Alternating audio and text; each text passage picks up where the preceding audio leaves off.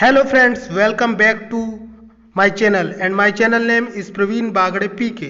स्वागत है दोस्तों आपका मेरे इस YouTube चैनल में। इस चैनल पर मैं आपको कंप्यूटर के सारे लेक्चर्स पढ़ाने वाला हूं। तो दोस्तों आज हम अध्याय 3 कंप्यूटर हार्डवेयर पढ़ेंगे। तो आइए दोस्तों समझते हैं कि कंप्यूटर हार्डवेयर क्या होता है। मैं आपको जानकारी के लिए बता दूं कि कंप्यूटर हार्डवेयर जो होता है वो क्या होता है। कंप्यूटर हार्डवेयर कंप्यूटर से जुड़े हुए वे सभी भौतिक भाग जो कठोर होते हैं कंप्यूटर के हार्डवेयर कहलाते हैं। तो हम बात कर रहे थे दोस्तों कंप्यूटर हार्डवेयर की। हार्डवेयर क्या होते हैं, तो सबसे पहले हम समझेंगे हार्डवेयर क्या होते हैं। कंप्यूटर से जुड़ने वाले वे सभी भौतिक भाग जो कठोर होते हैं क्या कहलाते हैं, हार्डवेयर कहलाते हैं। तो बात कर रहे थे दोस्तों हम कंप्यूटर हार्डवेयर की कि कंप्यूटर हार्डवेयर क्या होते हैं। तो कंप्यूटर के वे भाग जिन्हें हम देख सकते हैं या स्पर्श कर सकते हैं उन्हें हार्डवेयर कहा जाता है। यांत्रिक इलेक्ट्रॉनिक भाग कंप्यूटर हार्डवेयर के नाम से ही जाने जाते हैं। आधुनिक कंप्यूटर के hardware input device, output device और मेमोरी से मिलकर बने हुए होते हैं। आगे बढ़ते हैं। अब हम बात करेंगे सबसे पहले इनपुट डिवाइस के बारे में। दोस्तों इनपुट डिवाइसेस वे सारी डिवाइसेस होती है जो कंप्यूटर में डेटा को इनपुट करने के लिए उपयोग में लाई जाती है, जैसे कि कीबोर्ड, माउस, ये आपका कीबोर्ड दिखाई दे रहा है, keyboard, mouse, scanner, MICR, OCR इत्यादि। इसके बाद में हम बात करेंगे दोस्तों, आगे बढ़ते हैं। सबसे पहले कीबोर्ड की। कीबोर्ड जो होता है ये कंप्यूटर का ऐसा इनपुट डिवाइस होती है जिसमें इसे हिंदी में कुंजी पटल कहा जाता है। कीबोर्ड का प्रयोग कंप्यूटर को अक्षर और अंक के रूप में डेटा और सूचना देने के लिए करते हैं। कीबोर्ड एक सामान्य टाइपराइटर की तरह दिखता है किंतु इसमें टाइपराइटर की तुलना में ज़्यादा कुंजियां होती है। यह कंट्रोलर और कीबोर्ड बफर से सीधा संपर्क करता है। कीबोर्ड कंट्रोलर दबाई गई कुंजी के कोड को कीबोर्ड बफर में स्टोर करता है और बफर में स्टोर कोड CPU के पास भेजा जाता है। CPU इस कोड को प्रोसेस करने के बाद उसे आउटपुट डिवाइस पर प्रदर्शित करता है। इस तरह से हमारा जो कीबोर्ड होता है उसमें Q से कीबोर्ड स्टार्ट होता है, इसीलिए हमारे कीबोर्ड को क्वेट्री कीबोर्ड कहा जाता है।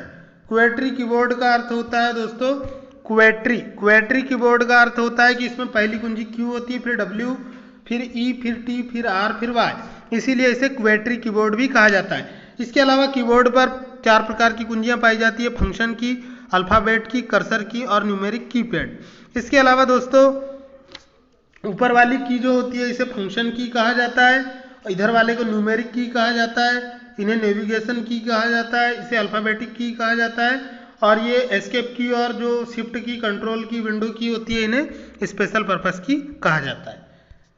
आगे बढ़ते हैं दोस्तों।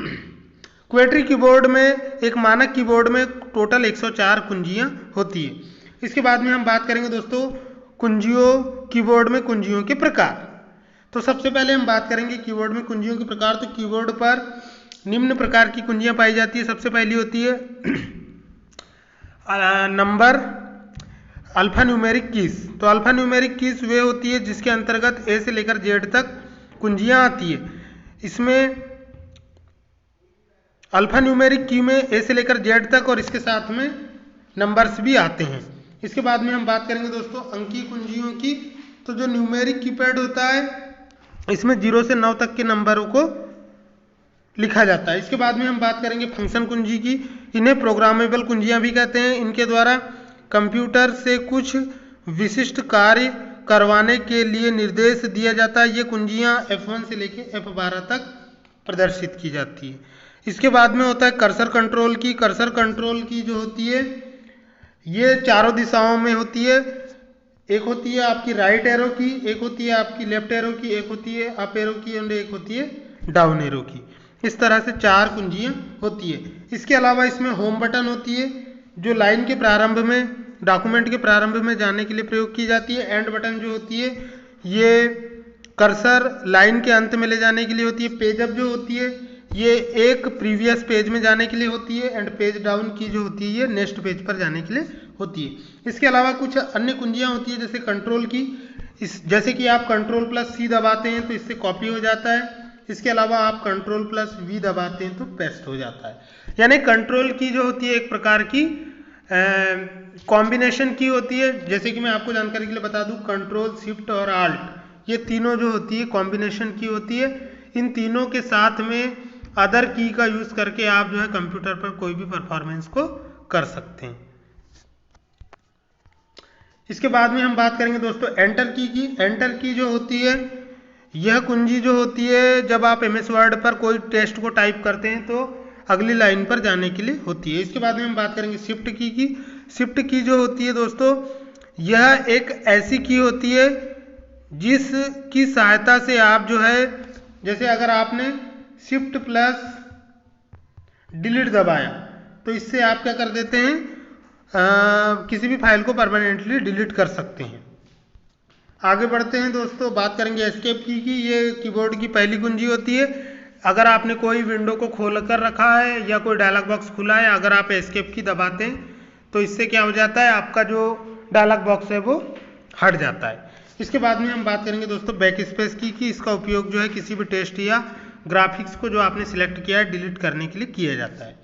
इसके बाद में होती है कैप्स लॉक की। कैप्स लॉक की सहायता से आप जो है, अगर आपने कोई लाइन को लिखा हुआ है उसे पूरा सिलेक्ट किया है और अगर आप कैप्स लॉक उसे आप जो है सिलेक्ट करके कैप्स लॉक की दबाते हैं तो वो उसका जो है टेक्स्ट का जो केस है वो बदल जाता है। आगे बढ़ते हैं दोस्तों, इसके बाद में हम बात करेंगे स्पेस बार की। स्पेस बार की जो होती है दोस्तों, ये स्पेस देने के लिए प्रयोग की जाती है।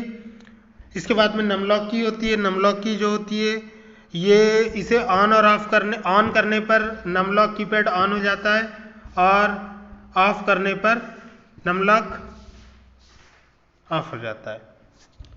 इसके बाद में इस तरह से दोस्तों ये मेरा हार्डवेयर का पहला लेक्चर कंप्लीट हुआ। इसके बाद वाला लेक्चर मैं आपको अगली क्लासेस में पढ़ाऊंगा। तो दोस्तों इस तरह से मेरा वीडियो कंप्लीट हुआ। आपको कैसा लगा जरूर बताएं। इन्हीं सभी शुभकामनाओं के साथ जय हिंद, वंदे मातरम, खुदा हाफिज।